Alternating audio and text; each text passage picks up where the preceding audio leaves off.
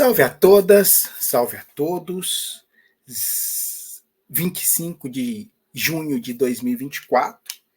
Estamos aqui proseando sobre os seres oceânicos, lendo a parte introdutória do livro Intoxicação Planetária, que virá a ser publicado nos anos vindouros, provavelmente 2026, quiçá mais tardar 2027, aonde discute um pouco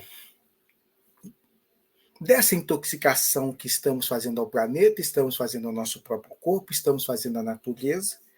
E aqui o relato que eu contei no vídeo anterior, dessa menina fascinante, que agora já não é mais menina, como eu dizia também, e vou entrar em talvez maiores detalhes agora, que eu vou falar de Guarapari, continuando a leitura, e agora tocando especificamente os mundos, uma cidade, vou chamar assim, uma cidade que eu acessei por ali. Eu não posso precisar que esteja ali, mas eu acessei entrando por ali. Guarapari. Pela manhã dos idos de 1988, desculpa, 1998, 1988 talvez tenha sido a primeira vez que eu tenha estado lá. Tinha meditado. Nessa meditação, ou no dia seguinte, recebi um tratamento no lugar que eu chamo de Vale dos Anjos. Um lugar incrustado dentro de uma rocha, com uma vegetação idílica. Lindo. Lindo, lindo, lindo. Um dos primeiros contatos que eu tive com anjos, arcanjos, pessoal aí. Lá o Serafim, que me acompanha, me colocou dentro de um riacho, cujas águas são as mais cristalinas que já vi, e me segurando nas suas asas para que eu boiasse, foi pegando gotas d'água do riacho e pingando em cada um dos meus chakras. Quando cada gota pingava, eu via a abertura dos círculos concêntricos se abrindo e expandindo em toda a direção. Uso essa técnica de reequilíbrio e alinhamento até hoje. Era um momento de nascimento do meu primeiro filho, muitas coisas acontecendo, processos assim dos mais malucos ocorrendo. E esse lugar em específico, né, esse Vale dos Anjos, era um spa. Praticamente um spa, muitas técnicas que o pessoal utilizava para nos trazer muito conforto. Então essa inicial, né, eles deixavam o nosso corpo boiando na água. Você ficava assim.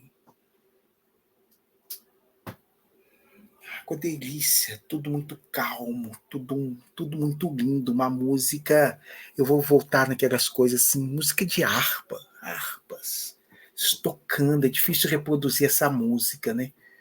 É engraçado, é difícil reproduzir a música, mas tudo é muito musical, uma musicalidade muito forte. Todo o ambiente é musical, todo o ambiente é musicalizado, mas não é uma música difícil de escrever, enfim, música. E você lá, deitado, boiando melhor do que deitado nessa água. E esse arcanjo, anjo, serafim, com uma asa, te mantinha nessa posição decúbito dorsal, diria o grande Machado de Assis. E com a outra asa, ele pegava um pouco da água e ia pingando nos seus chakras. E quando pingava os seus chakras, e esse ia harmonizando com todo o ambiente, com todo o em volta. Isso, outras coisas que você recebe, aí uma hora você vira e faz assim, dá para tentar reproduzir, porque é isso que eles foram me ensinando, reproduz isso fisicamente, faz isso nas pessoas também, usa essas técnicas. E são técnicas de alinhamento sensacionais e formidáveis, assim, lindas, de uma sutileza. Uau! À noite, então, desse ou de outro dia, mais ouvindo do que vendo o mar, ouço um pedido para que fosse caminhando para dentro dele. Quando faço menção de me levantar, percebo que a movimentação era para ser feita em outro corpo. Caminhei e fui adentrando, sempre caminhando. A água recobrindo a cabeça, mas eu caminhava, não nadei hora alguma. Em determinado momento, comecei a ver construções submarinas, população Aquaman debaixo da água, mas não sei identificar em qual estado vibracional, vibracional, provavelmente etérico. Não era astral, porque são seres físicos. Não sei definir o estado vibracional. Essa imagem de caminhar debaixo das águas, de ver as construções, eu nunca esqueci. No entanto, os detalhes só foram liberados agora. 10 coisas aqui. A gente, nos encontros de quarta-feira, está conversando sobre uma imagem que o Chico traz dos seres do mar que colheram o desejo e parte da luz da vela de uma moça que acendia numa oferenda, provavelmente a Iemanjá. E Chico se emociona muito ao ver esses seres. A interpretação que a maioria dos lugares acabou trazendo e foi dando é de que se tratava de elementais, de que esses seres eram elementais. E eu estou aqui encasquetado, tentando falar, gente, não são elementais, são seres físicos. Da mesma forma como nós temos essa corporeidade, fisicalidade, não somos duendes. Aqueles caras do mar poderiam olhar para a gente e falar assim, olha ali os duendes. Não somos duendes. Somos seres físicos que têm uma ocupação na materialidade física do nosso planeta. A perspectiva que eu tenho, a partir desses entendimentos, a partir desses contatos, era de que Chico tinha visto seres físicos, com toda essa dificuldade de definir, mas não são elementais, não são ondinas, não são seres da água nesse sentido. E qual que é a diferença? A diferença é gritante. Tem muita diferença, mas eu não vou entrar nelas agora não. Mas tem diferença demais. A diferença primordial é essa, é de que continua-se ao associar esses seres a elementais como se estivesse mesmo os diminuindo. Os únicos habitantes, ou os únicos seres corpóreos, físicos da existência intergaláctica somos nós humanos. Todos os outros seres que por aí vêm ou são frutos de alucinação, caso de extraterrestres, ou são derivativos da natureza, derivativos de forças naturais, ou seja, primitivos, abaixo, muito abaixo da nossa condição humana. As explicações, muitas vezes, indiretamente, estão dialogando com essa perspectiva muito eurocêntrica, e mais do que eurocêntrica, antropocêntrica mesmo. Somente a raça humana, e essa raça humana, e com todas essas deliberações étnicas de gênero que sabemos, e que não sabemos tanto, mas que também polula e povoa e polui as nossas observações do que é isso mesmo que estamos vendo. Eu acho que agora eu me fiz entender um pouco mais a necessidade, tanto minha quanto desses seres, de vir falar assim, gente, nada contra os elementais, trabalhamos juntos, nada contra as forças da natureza, estamos em consonância com todas elas, mas eu gostaríamos que vocês compreendessem, há seres humanoides vivendo em nossos oceanos, com civilizações avançadíssimas, com uma tecnologia altamente sofisticada, com uma tecnologia altamente requintada, com uma tecnologia altamente sutilizada. E gostariam que fossem respeitados, que não fossem destruídos, que não fossem ameaçados, chantageados, que não fossem poluídos, que não fossem destruídos. Então, essa empáfia, essa arrogância que por vezes nós trazemos, tudo somos o topo da cadeia alimentar, acima de nós somente os anjos, e os anjos a gente não tem mesmo muito contato, os anjos já foram criados a si mesmos, eles estão acima desse processo todo. Tenso, terrível, porque tem diversos outros seres em diversas outras dimensões, em diversos outros quadrantes, em diversas outras temporalidades, sofrendo muito pela nossa ignorância e o pior da nossa ignorância, a nossa arrogância. Sigo daqui. Naquele momento que por lá estive, estava havendo um concílio, uma reunião sobre o destino da humanidade. Quais posturas os seres oceânicos iriam tomar perante os ataques que vinham sofrendo de forma sistemática? Gente, é 1998. É outro universo. A gente estava ali há um ano de 1999 e a virada do milênio, o ano 2000. As dimensões apocalípticas estavam por toda parte, todo canto. O mundo ia acabar. Nós não estaríamos aqui. Eu acredito que realmente acabou. Acabou. A gente não percebeu o reset, mas o mundo acabou, estamos vivenciando alguma outra coisa. Então, é esse o contexto ali de 1998. Estava tendo realmente por lá esse concílio. Sim, nós podemos poluir, caçar de forma inconsciente, mas há pessoas humanas e outras nada humanas que sabem muito bem o que um sonar, uma bomba atômica produz nesses mundos e nesses seres, sem falar em dejetos e diversas outras práticas nocivas ao meio ambiente. Eu tive a honra e a vergonha de participar desse concílio, que se deu num estado de relativa tensão, já que um grupo considerável queria contra-atacar. E, de fato, receberam a permissão para tal. Os escudos protetores não estavam fazendo efeito contra ataques cada vez mais orquestrados e mais próximos da destruição e aniquilação dos oceanos. Gente,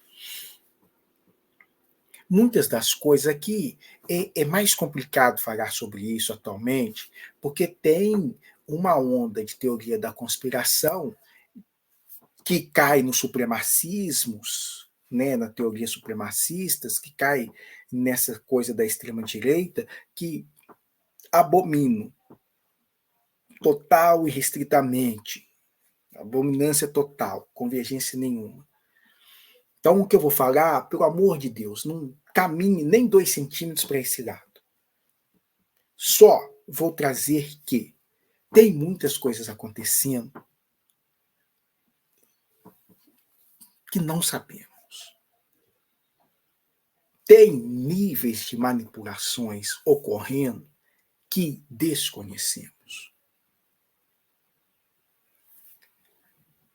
Ataques ou explosões de bombas nucleares no mar não é aleatório. Tem ali motivações. Mais do que motivações, são ataques a mundos oceânicos. Afetam as estruturas, as camadas, as proteções, os corpos biológicos desses seres. É extremamente doloroso essas práticas de testes nucleares no fundo do oceano. Tem outras práticas, como alguns usos de sonares. Os sonares é a tecnologia, assim como a do próprio micro-ondas, mais adequada para ver esses mundos, essas construções. Então, o uso de sonar por submarinos não é apenas uma forma de se locomover em altas profundidades, é mapeamento de lugares, é extração de recursos marítimos altamente valiosos, tanto lá quanto principalmente na superfície, mas que ao extraírem e levarem para a superfície, acarreta mudanças no ecossistema como a gente tem visto. É maravilhoso essa coisa que a gente está fazendo do uso do petróleo. A extração do combustível fóssil. Mas extração de combustível fóssil, gente, é tirar o tutano da terra. Pega de um só monte os nossos amigos oceânicos quanto os nossos amigos intraterrenos. E eles estão lá, por amor de Deus, vocês estão desvitalizando a própria terra. Os impactos disso, vocês não têm noção e consciência. Ou às vezes até têm a consciência e a noção, mas é extração mesmo predatória do que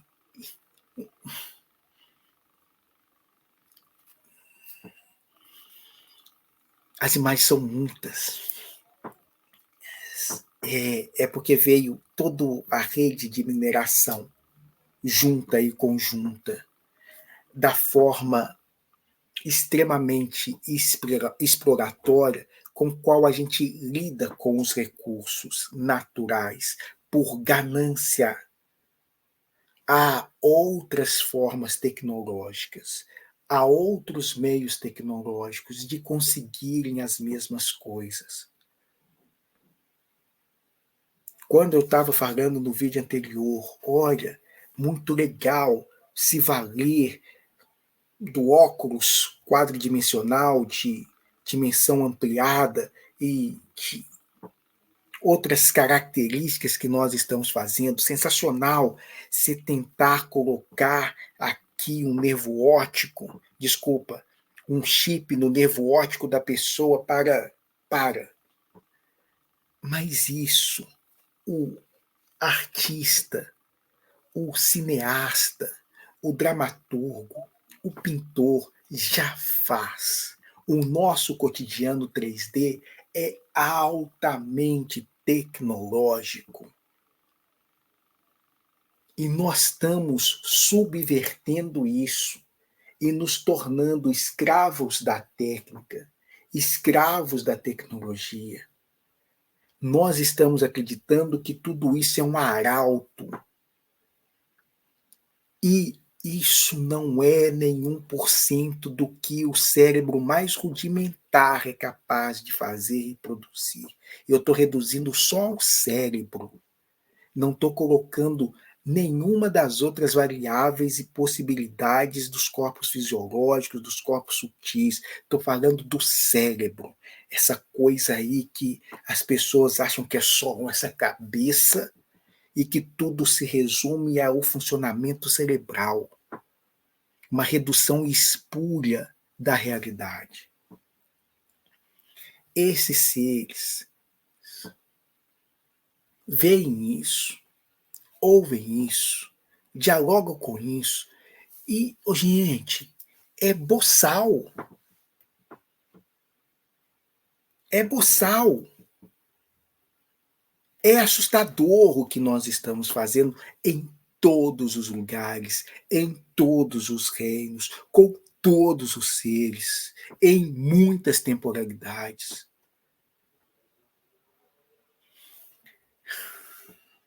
Então, aparentemente, a brincadeira de ficar soltando bomba nuclear no oceano, de ficar se valendo do uso do sonar, a própria tecnologia micro-ondas, né, são todas derivações mesmo que eu vou colocar da ordem das parcerias. Acontece a partir de parcerias que esses seres têm ou que algumas dessas pessoas têm, trazem essas informações. Mas, enfim, seres azuráceos e alaranjados, olhares penetrantes e impactantes, muito bonitos e em tudo humanoides. Talvez os pés em formato de nadadeiras os impedisse de estar entre nós, mas o restante eram muito similares e parecidos conosco.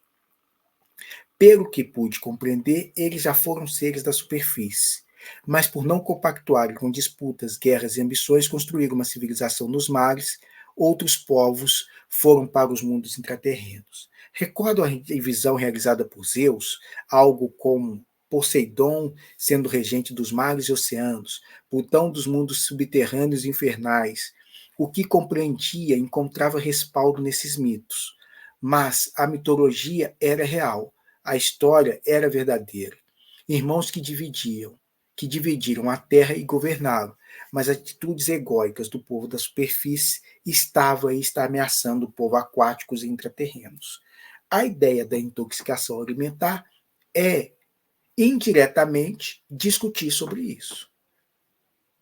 Ver e mostrar como estamos intoxicando nossos próprios corpos, e essa intoxicação do nosso próprio corpo é como se a gente se transformasse em incubadora de outros, adaptando os nossos corpos para que outros fizessem, se valessem deles, e esses outros são predatórios, ou tão qual predatórios como essa sandice, essa maluquice exploratória que a gente está vivenciando aí, coadunam, e são esse grupo de meia dúzia de dois que querem, promovem a destruição em todos os âmbitos, promovem a exploração de todas as formas, e que alguns de nós, que por vezes já até esteve do outro lado, fica aqui gritando, falando assim, gente, não, peraí, ué, menos, ué, precisa de tanto, não precisa de tanto, não. Por minhas lembranças, eles viam isso. Não isso tudo que eu contei. Eles viam só a parte que eu estou olhando. Era uma cidade imensa, com habitantes, seres de pele azulada, uma densidade que em alguns recorda escamas, mas bem lisas, por vezes esponjosas, úmidas e escorregadias, um olhar de uma nitidez assustadora. A menina é do reino oceânico.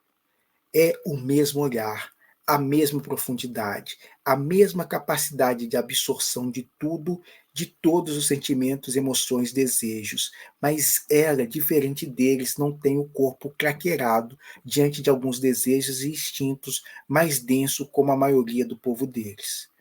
Um povo pacífico, um povo que não sabe sair da sua natureza amorosa, complacente e benevolente. Os cetáceos são a alma e a essência desses povos. Eles têm a responsabilidade de depurar nossos sentimentos, nossas emoções, nossos instintos, e parece que isso ficou muito pesado, muito denso. Especialmente porque a materialização desses estados tem se tornado objetos materiais, poluição dos rios, mares, oceanos, e tudo isso os afeta. Nossa poluição humana aumentou demais, cresceu demais, e nós nos barbarizamos muito. Nossas toxinas ficaram escandalosamente mais venenosas. Isso diminuiu a capacidade deles harmonizarem com o todo, eles regularem nossas emoções e sentimentos.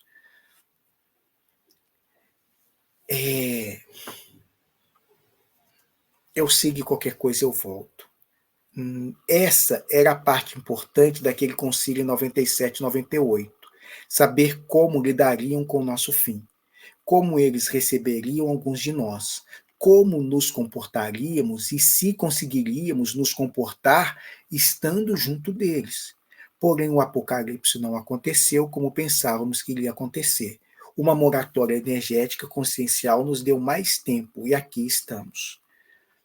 Não há muito o que dizer sobre os povos oceânicos, apenas que existem e coabitam conosco. Dividem os mares conosco numa outra faixa vibracional, mas é física. Os sonares rastreiam, mas o campo eletromagnético entra em colapso. são afetados nas proximidades dessas cidades que se espalham pelos oceanos, têm portais abertos para mundos extraterrenos e intraterrenos. Ou seja, há na Terra mais consciência do que imaginamos e deduzimos. Há seres mais evoluídos e atentos do que nossa espécie deduz.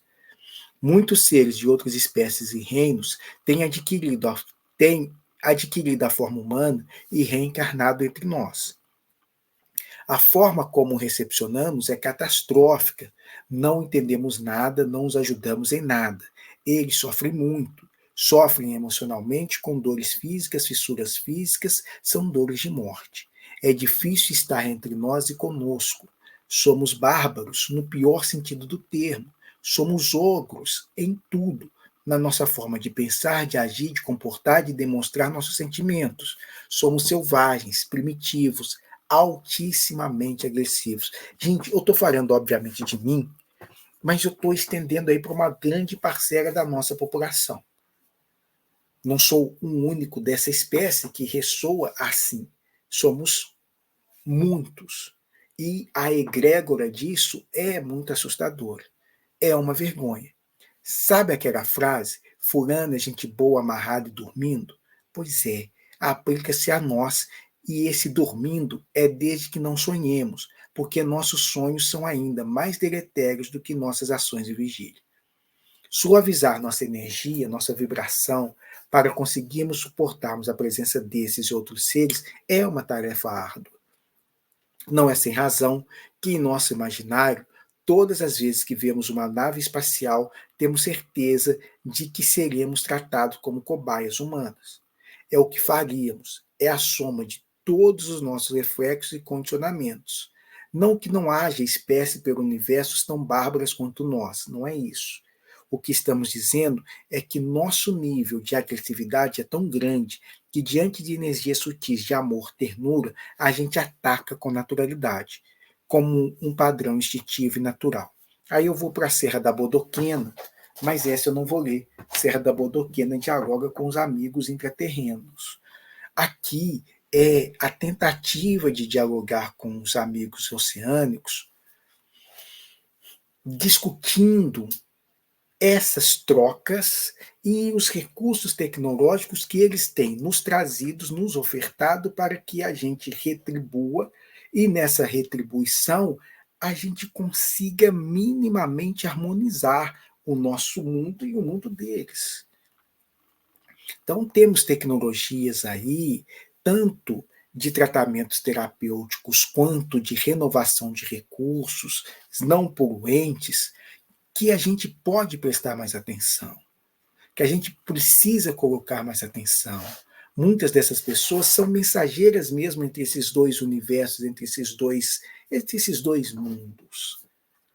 Ah, você está dizendo que toda a nossa tecnologia procede de outros lugares que não somos capazes de.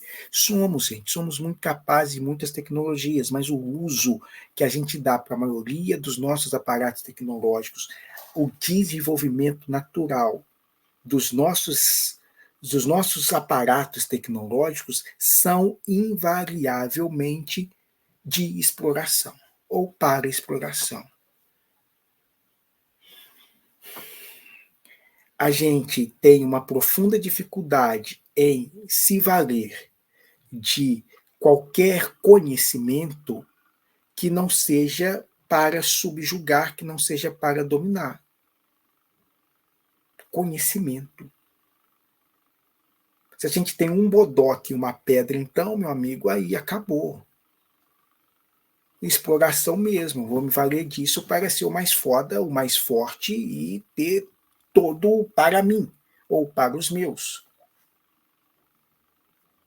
Nossa concepção é ainda muito bélica, muito instintiva no sentido depreciativo do termo, porque esse instinto precisamos que ele faça esse movimento intuitivo. Compreendi. Mas, enquanto só instinto, ele nos auxilia muito nos processos de selva, nos processos nos processos de selva, de luta e fuga, mas que quando a gente está trabalhando no cenário cultural, no ambiente da cultura, no mundo do humano, é muito destrutivo. E, obviamente, que teríamos que ver e discutir de que homens nós estamos falando, de que cenários nós estamos falando. Porque ainda quando a gente retira muitas camadas nossas, e especialmente dos universos que estamos adentrando sem perceber, essas holografias que acessamos, é tudo muito selva. É tudo muito organicamente primitivo. É tudo muito luta pela sobrevivência. E a gente precisa fazer esse movimento de alteração, que em parte é por via da consciência, mas em uma outra parte altamente significativa é pela mudança dos modos materiais. Nós precisamos alterar um pouco disso. Nós precisamos compreender que há outras relações que não precisam, não dependem única e exclusivamente da exploração, daqui. Esse representante aqui das culturas indígenas, das culturas afros, que estabelecem, das culturas celtas, das culturas das mais diversas, tidas como primitivas, que estabelecem outra forma de relação com a natureza. Sem culpa, sem castigo, sem vergonha, mas com muita responsabilidade e com muita consciência. É um ser vivo. É um ser vivo falante, atuante, desejante. A gente precisa recuperar um pouco disso. A gente precisa olhar para o mar sem pensar em privatização. Isso é. A primeira vez que nós ouvimos foi aquele noiado ministro da Economia. Aquilo é pensamento de noiados. O cara que olha para o mar, que olha para a praia e pensa numa privatização, ou pensa como é que a gente não está explorando tudo isso que a praia pode dar de uma forma estritamente monetária, excludente, é um noiado. Não tem diferença energética do noia para esses caras, é a mesma vibe. É a mesma onda. Vendem tudo, meu amigo. A casa da mãe, a calcinha da filha, a virgindade da outra filha, a decência da esposa, vendem tudo. Tudo é passível de lucro. Tudo é passível de exploração. É uma mentalidade viciosa, viciante, tacanha. E precisamos minimamente nos afastarmos ou percebermos, gente, tem outras formas de olhar. Tem outras formas de fazer. São esses níveis conscienciais que essas bafejadas, essas baforadas que vamos recebendo de outros reinos, de outros seres, de outras dimensões, de outras, que a gente vai tentando trazer. Vamos discutir um pouco isso aí. Ah, então você vive assim? Não, gente, eu estou longe, eu sou um ogro. Eu sou um ogro. Estou aqui na densidade dos ogros. Mas às vezes abro e falo assim, porra, tem coisa diferente, tem pessoas diferentes. Olha, isso é bonito. Escuta. Como é que você pensa isso aí? A pessoa te fala, você vira e fala assim, uai, isso é diferente demais. Eu lembro de um amigo virando e falando assim, eu acho lá atrás, ele falou isso lá atrás, ele falou isso, a gente estava em 2007, 2006, 2006, 2007, ele olhou para a guarda municipal e falou assim, pô, a guarda municipal não devia pensar na perspectiva de trabalhar armada. A guarda municipal tinha que estar pensando como sendo um agente cultural da cidade. sendo guia nos museus, explorando a cidade, os territórios. Ele não usou o termo território, território é um termo recente, mas essa dimensão, essa, essa, essa capilaridade. Não, a gente transformou a guarda municipal em mais um agente da lei e pensando na lei nesse aspecto repressivo. O guarda municipal, a gente corre dele. Ele podia estar dentro da escola, fazendo ali, junto com os meninos, ele podia estar fazendo outras ocupações em outros formatos. Eu, quando ouvi isso, falei assim, uai, velho, essa possibilidade é interessante, eu nunca tinha pensado nessa possibilidade, nunca. Mas tem gente pensando essas coisas bonitas. É bonito, é possível. Não, o que, que a gente fez? A discussão ao longo, a gente estava pensando isso em 2006, agora nós estamos aqui discutindo se eles devem ou não andar armado. Armado com arma de fogo.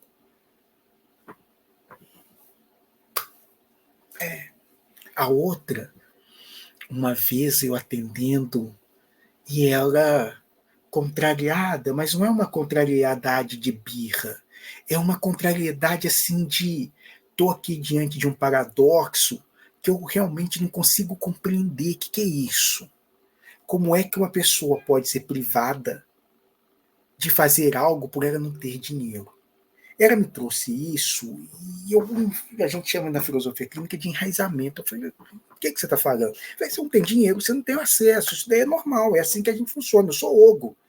Tem. Que é isso? O que você está pensando? Elucida aí um pouco, detalhe um pouco mais. Aí ela me fala isso. Você não pode privar uma outra pessoa por ela não ter condições de pagar por isso, velho. E eu não estou falando de eu quero uma Lamborghini. Estou falando da Lamborghini, não estou falando da Ferrari. Estou falando de estudar. Eu estou falando de comer. E eu não estou falando de comer o Big Mac. Estou falando de comer arroz. Se eu não pode pagar, você não come, você morre de fome. Porra! O que é isso, gente?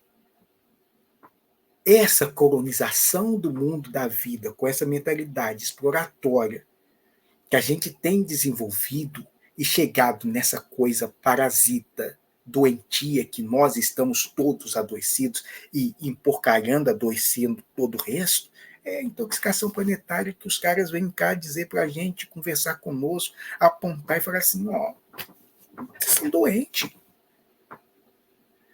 A forma com a qual vocês pensam e olham é muito destrutiva. A mulher, eu quero é fuder ela. E literalmente, se não posso, é por todas as outras vias. É esse olhar. O viadinho também é para isso. Ou seja, eu quero é fuder tudo, todo mundo, o tempo inteiro. Literalmente. Porque se dessemos conta minimamente desse desejo, talvez fôssemos até mais complacentes. Não damos. Não conseguimos. Então a gente produz uma sociedade que é muito tóxica, mais para algumas pessoas mais sensíveis do que outras. Mas enfim, é basicamente isso. Eu acabei falando, era os apontamentos que eu precisava, ainda não terminei, preciso trabalhar mais ainda com esses queridos amigos oceânicos que estão aqui mostrando algumas tecnologias que a gente pode se valer, que a gente pode fazer uso, que a gente precisa se valer e fazer uso, como aquela moça fez do desejo da vela, e aquilo interage com o mundo deles e auxilia e os fortalece para que eles revigorem. O grande processo dos seres oceânicos é o processo, como de diversos outros, da transmutação das emoções. Eles captam as nossas emoções mexem muito com o mundo oceânico, mexe demais com o mundo oceânico. Tem uma interconexão que eles necessitam que a gente seja minimamente mais educados emocionalmente para construir uma harmonização mais efetiva. esses ataques que estamos fazendo, não só no campo emocional, mas especificamente nos campos etéricos e físicos, muito no campo físico, as bacias de petróleo, as nossas minerações, os nossos ataques aos lençóis freáticos, a nossa forma como tratamos a água, isso é muito destrutivo para esses seres, é muito nocivo para eles. Então tem aí tecnologias de suavidade que são deles, são de outros planos, mas que coadunam com tentativas de nos sensibilizarmos um pouco mais, de nos sensibilizar, de nos refinar, de nos dar um pouco mais amplitude para outras escutas, outras percepções e outros entendimentos. É longo. Se você chegou até aqui, você é um inimigo do fim.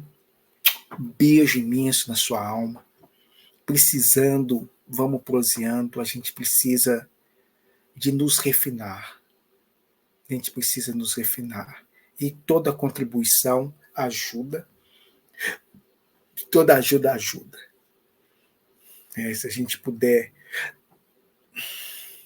ir nos aperfeiçoando, a gente melhora nosso mundo e outros tantos mundos. Um beijo grande, agora eu fui mesmo.